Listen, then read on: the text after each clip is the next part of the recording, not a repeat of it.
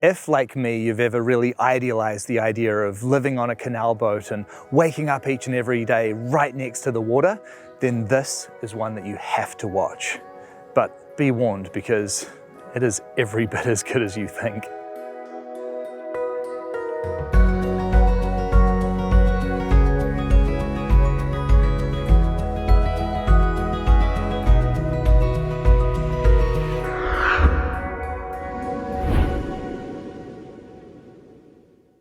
G'day Mark, how's it going, mate? Hi Bryce, how are you doing? Very well, thank you. It's an absolute pleasure to be here. You're very welcome. On the water like this is about as good as life gets, isn't it? It's not bad. It suits me, and yeah, I love it. Love being here, and been here 10 years now. And so 10 years on the water, what was it that made you choose this way of life? Boat life, yeah, that probably began 40 odd years ago. As a child, my parents took me on a few canal boat holidays with my siblings and my cousins, and that's stuck in my mind.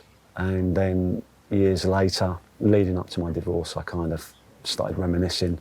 Yeah, and I decided to buy a boat and revisit those childhood memories, and that's what I did. I moved on my boat, I left my marriage, and new life began. You know, when you think about life in London, I do not picture it being this peaceful. I suppose we're on the fringe of London, really. Yeah. Here. Hampton Court, which is just over there behind us. Yeah, we're in the suburbs of London, really. Right on the border, but you know, where I live, I can be in central London in half an hour. Yeah. Train straight through. It's peaceful. It has its moments, you know. Saturday morning can be quite busy with all the rowers coming past and the boat will be rocking. It's a different kind of traffic though, isn't it? Yeah, it's a different kind of traffic, Yeah. and then you get the party boats coming past at night with discos and all of that. But I love all of that. It's life, and it's good to see. And as you say, the palace is just over there, and I think you've got a better view than the Royals right here. Yeah, and I didn't pay as much either. It's cheaper. Definitely. They get to look at me. And tell me about the boat, because you designed and fit this one out yourself, didn't you? I did, yeah. I knew the length that I wanted. I took that to the boat builder, said what I wanted, told him where to put the windows, and then fitted it all out, as you'll see. This is my second boat. I had a little narrow boat before this, which was the same length, but half as wide almost. And you did have a past life as a builder, didn't you? I did, yeah. I worked in building and property all my life, building, decorating, refurbishments, carpentry. Did it all. Yeah. I kind of just took that to the water and just did what I did on land, on water, yeah. So when you come onto the boat, did you retire from building? Not entirely. I carried on decorating, but I packed up my building work. I kind of had enough of the stress of that, employing and big jobs, and yeah, I just wanted a more chilled existence, really. And the boat, what size is it? It's 45 foot long by 10 foot wide, and it's the same length as my last boat, but just wider. The little boat was great. I loved it, but I do have more space on there, which is a real bonus. Yeah, 10 foot wide, that's quite big for a canal boat, isn't it? It is. It's bigger than what we've got behind us, which is a narrow boat. But yeah, so 60 by 12 is about as big as they come, and this is 45 by 10, which for me is perfect.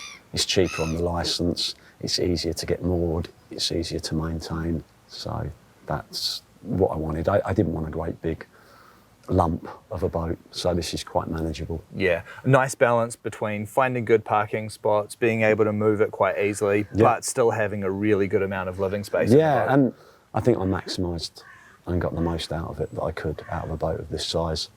It's good. Tell me about the name of the boat. The name of the boat. The name of the boat is called Credence. Again, my first boat was called Credence, which I call it Credence after the band, actually. Right. When I was up in Northampton doing my first boat, I was jogging.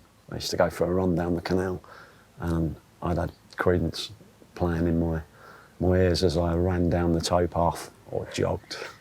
And I thought, yeah, Credence, that's a good name for a boat. Yeah. So I called my first boat Credence, and then when I was building this, people said, are you going to call it Credence again? And I thought, yeah, I'll call it Credence again, instead of Credence 2. Yeah, I like that. And I see you've got the solar panels on the boat as well. So are you mostly off the grid in the boat, or do you plug into shore power mostly? I plug into shore power mostly when I'm on my home mooring, but I still use that. You know, that works great in the summer. It does all my 12 volt. Even in the winter, it does my 12 volt. So that works. It's a small setup, but it's good enough for what I need. Yeah. If I was living full time on the river, I'd double that, because we got grey skies here over Hampton Court. Yeah. So you do have a marina berth where you're parked up most of the time. Do you travel much in the boat? My last boat, I took all over the country. I took it to North Wales and back. Oh, wow. Up through the Canals, up through Oxfordshire, up the Thames that way to Oxford. That must have been beautiful. It was stunning, yeah. It was a great trip. I was gone about 6 weeks. But you haven't travelled so much in this boat? Not so much in this one. I did take it up to Watford. Right. I was gone a couple of weeks. I took it up there to black it, which is paint the underside of the boat. So I took it up there and we craned it out and cleaned up the bottom, blacked it all. I did take it under Tower Bridge and through central London and Camden Town and Regent's Canal. So I've done a little trip in it, but I haven't done the kind of trip I've done in my old boat. Yeah. Which this wouldn't do. You couldn't get this to Wales anyway because it's too wide. Right. You need a narrow boat to get that far.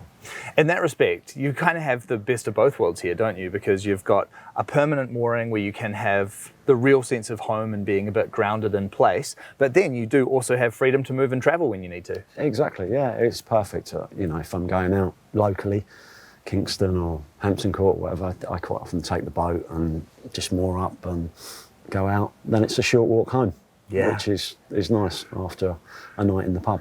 Yeah, and I don't think there's anything more peaceful than life on the water. It's got a calmness, and I like that, yeah. I think there's actually something that's innately connected with human psychology, that when we look at water, because water I think is so intrinsically connected with human survival, if we can see water, I think there's a very primal part of our brains that just becomes calm. Says we're okay. Yeah, exactly, yeah. Well, standing here right now, it's actually quite hard for me to picture a more idyllic way of life, and I cannot wait to see what you've done on the inside of this boat. Can we have a look? Of course you can. Come on in. All right.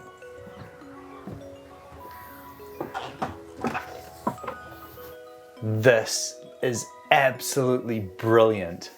One of the things that just immediately hits me standing in here is obviously the view, looking out onto that water. And one of the things that I love about these boats is how low they sit in the water. So when you look out those windows, all you see is water.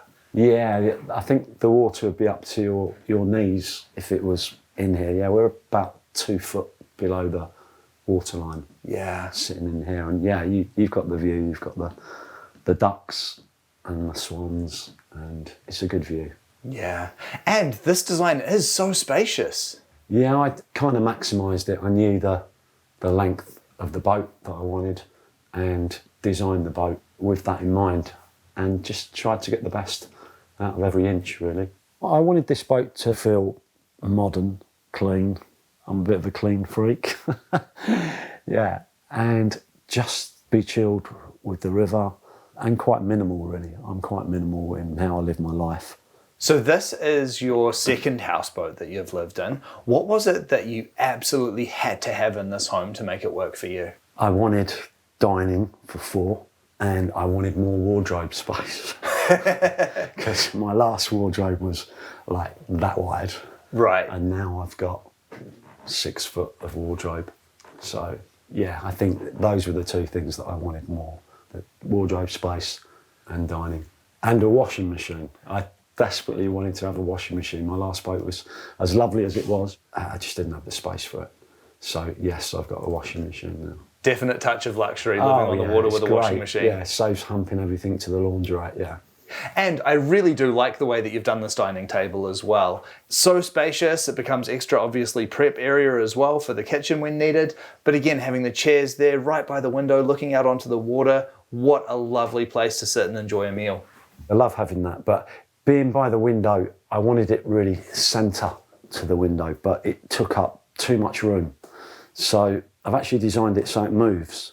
Oh, really? It slides along to be centre to the window, so you can all sit and enjoy the view. Even better. What a clever idea that is. Yeah, it's just very simple, really. There's no clever mechanics to it. It's just it shunts along. Yeah, and a great, very spacious design for this kitchen as well. You've got so much storage, so much prep space here. Yeah, there's more storage in here and worktop than there is in some houses, I think. So I wanted lots of worktop and I wanted a big sink. I can't abide tiny sinks. I like good, deep sinks. So I agree. That's what I've got. Well, especially if you don't have a dishwasher, then a nice big sink like this, it becomes essential, doesn't it? Yes. Even in my small boat, I had a sink that big. It's a must for me. Absolutely. Really good sized oven and cooktop. Yeah, that's fine. It's on Calagas. There's 2 bottles at the back of the boat. That works for me. And you've got the bathroom through there. Yeah, bathroom's through there. I've got a lovely little basin. I've got a really good sized shower and cassette toilet, which some people don't like, but you know, it works. It's simple. It doesn't fail. Yeah. And I just deal with that where I'm moored. I guess that's one of the benefits as well to having a permanent mooring at the marina is that Absolutely. they would have that infrastructure there. Yeah, that's a once a week affair. Yeah. And this lounge is just so nicely done as well. Putting that skylight right in the middle there was such a great idea. It adds a real nice feature to the lounge. Yeah, I love that. It gives me so much more light and a bit more headroom, which I think you probably appreciate that. Yeah, I always appreciate more headroom. But you know, to that end, it is really spacious in here. I don't feel sort of enclosed at all. I have been on boats before where I've felt like I have to duck the whole time, but I don't have to in here. No, I think we've got about just under 7 foot in here, which is pretty good. And we can even fit you in, Bryce. Can even fit me in. Thank you for some good design there. Yeah. And great sized couch. Yeah, that came in pieces. It didn't get through the door. That works. The kids sleep on it. Yep. I've slept on it.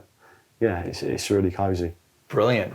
And I really like the way that you've included the television in here as well. Sort of recessing it into a bit of cabinetry there. Very tidily done. Yeah, that's kind of stuff I used to do work-wise, like building, carpentry. And yeah, I just brought that onto the boat and carried on doing what I've always done, really.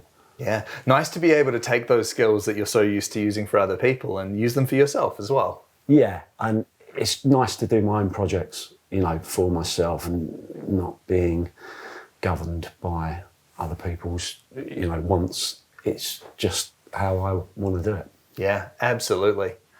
The fireplace. No home is truly complete without one, is it? No, that's great. I burn coal and wood on that. It keeps the boat completely toasty. There's nothing to go wrong apart from me forgetting to buy wood or coal, so that's always there. There is central heating on the boat as well. Right. I've got radiators and a boiler and hot water and all the rest of it. But yeah, the log burns, that's great. Yeah. Even with all that other stuff, you just can't beat the ambience of a fire. No, it's lovely. Yeah. And you've got the bedroom down the end there, and really cleverly done with the raised bed platform so you can fit all of that storage in underneath. Yeah, there's an abundance of storage under there. There's 2 sort of rows of drawers, and then there's further storage behind that. The water tank is right in the bow of the boat, and I've got my wardrobes, and there's storage either side of the bed. Yeah, it's great. It's a little higher than it should be. Right. Slight slip up with a tape measure. Right. Hence the box at the bottom, the step up. Gotcha. But I think when I built that, I didn't account for the mattress, the depth of the mattress. The mattress went on there, and then I realised it's actually a lot higher than my last one. But anyway, it's fine. I'm used to jumping up there now. Yeah, and it did give you a bit of extra storage. Yeah, it's giving me extra storage. Yeah. We'll just call it a happy mistake. Yeah, happy mistake. Yeah. Yeah. How big is your water tank? The water tank, I think, is about 750 litres or so. That lasts me a couple of weeks or so. Yeah, fantastic. And really nice window placement in the bedroom as well. You've got that nice central opening window and then the 2 port lights either side. I wanted to be able to see through the front as you come through the back. I wanted to keep it as open as I could, which is why the wardrobes are central, so you can see right through. And also, you know, if you're cruising, you open up those windows, you get the air just flows through the boat.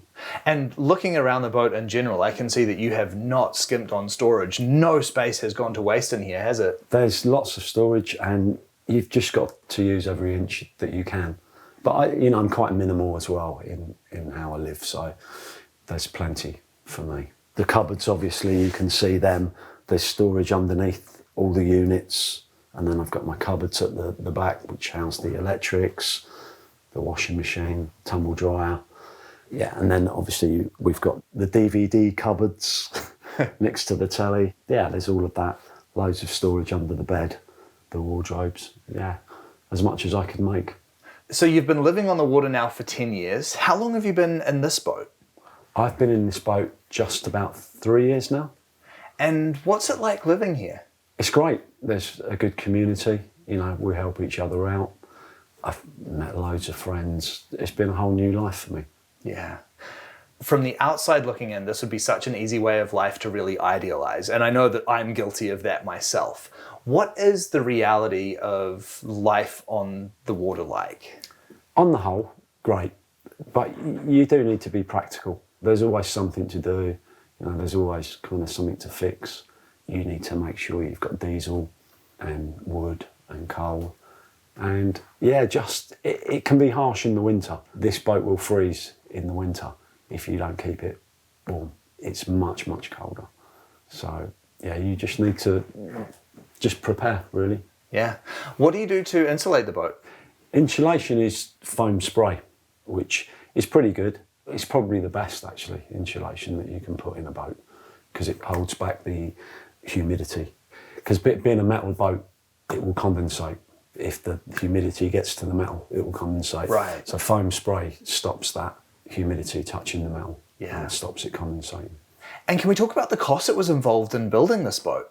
Yeah, we can talk about that. I paid about 50 grand for this boat, this shell. And then I kind of lost track with what I spent on it. I don't know, maybe another 20, 25 grand I spent on it. And my time.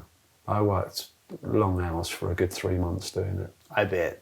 And it is pretty eady to lose track of those running costs when you're right in the thick of a project like that. Yeah, eh? I started a spreadsheet and I just I got bored with it and I just didn't. I stopped adding it up. Fair I've enough got too. a mental idea of what I spent on it. Yeah. Or some of the best times, I would say, of my life. I've been on and around the boat, for sure. The calmness, just being there, the water, the nature. You don't have the traffic, you don't have... It's just a more chilled way. And I think it rubs off on you in every aspect of your life. I'm a more chilled person than I was 10 years ago, for sure. So I think I've absorbed the calmness of the water. And what does the future hold for you now? I'd quite like to do another project. Yeah? Yeah, I think I'm probably going to sell this one. Right. And I'd like to do another one. I might do another narrowboat because I fancy the idea of going off on another long trip again. I think the ultimate dream for me would be to buy a little plot on the side of the canal somewhere I could park my boat at the bottom of my garden and have something a bit rustic and rural and some sheds and somewhere to park my boat. That's living the dream there, Yeah, right? that's a bit of a tall Yeah, a little house, garden, Yeah. right on the river with the Yeah. narrowboat parked right down the bottom. Yeah, that's it. Now you're talking. Yeah, I think that would be pretty fantastic. Yeah. Well, when you make that happen for yourself, you have to let us know because I would love to come and check that out. Yeah, if that ever happens, I shall let you know for sure. And amazingly, next week we are visiting your brother who also lives tiny. Yeah, James. Yeah, he's more of a creative than me. You know, I'm a creative, but in a more practical way, and I let practicalities sort of govern my design. James is a bit more. Yeah, and you'll see. I can't wait. Well, looking at what you've done here, I can just see it runs in the family because you're both very, very creative, clever people. Thank you very much. That's very kind of you to say. Yeah. Well, Mark, I'm just so impressed with what you've created here. Your life on the river just looks so magical. And standing in this home right now, I really feel like you've created the best of both worlds for yourself. You've got this wonderful outdoor playground to explore on the river, but in here, you've created a place that truly feels like home. Thank you so much for sharing it with me. You're very welcome, Bryce. Thank you. I think there is an unrivaled peace to life on the water. To be here just in such close proximity to nature and the elements is such a special way to live. And what Mark has created with this lifestyle on this boat, I think is just the perfect blend of both worlds, because not only is he so connected to the river, but also he's just a stone's throw from London and the big city and everything that that has to offer. All of that encapsulated in the most wonderful, practical, modern home. This really is a beautiful way of life that Mark has created for himself.